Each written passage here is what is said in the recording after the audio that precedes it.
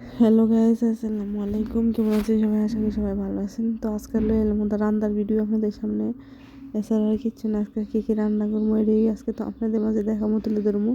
দেখতে থাকেন আজকে দুপুরে কী কী রান্না করি। তার জন্য আজকে মুরগির মাংস বোনা করব, আর সাথে লাল শাক রান্না করব, আর কাঁচা টমেটো আলু দিয়ে মলা মাছ দিয়ে রান্না করব।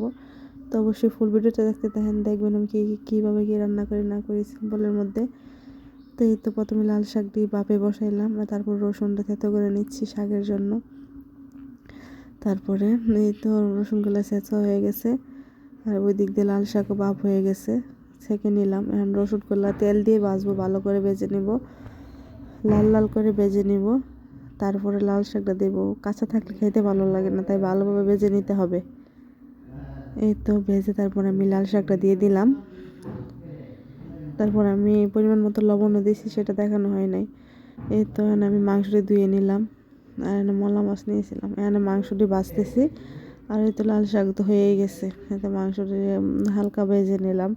তারপরে আমি কড়াইতে পেঁয়াজ দিয়ে দিলাম, পেঁয়াজগুলো ভালো করে ভেজে তারপর শুকনো মশলাগুলো দিয়ে দিচ্ছি। এখানে তেজপাতা, এলাচ, দারচিনি এগুলো।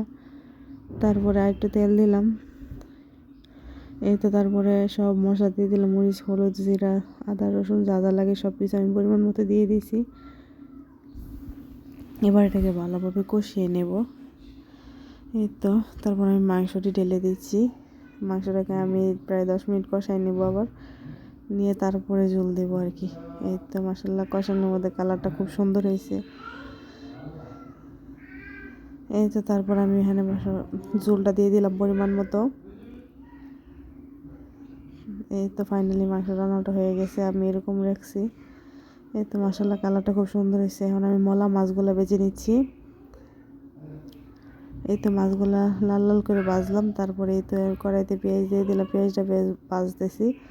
এই তো হালকা ভেজে তারপর সব মশলা দিয়ে দিছি। তারপর টমেটো আর আলু একসাথে দিয়ে দিলাম। এটাকে অনেকক্ষণ লাগায় কষাবো, যতক্ষণ না নরম হবে। এতে ভালোভাবে কষায় আর নরম করে নিতে হবে।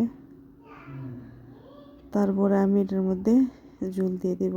এই তো কষানো শেষ, এবার আমি ঝোল দিয়ে দিছি। তারপরে মাছও দিয়ে দিলাম, সাথে কয়েকটা কাঁচামরিচ দিয়েছি। এরপরে ধনিয়া পাতা দিয়ে দিলাম উপরে।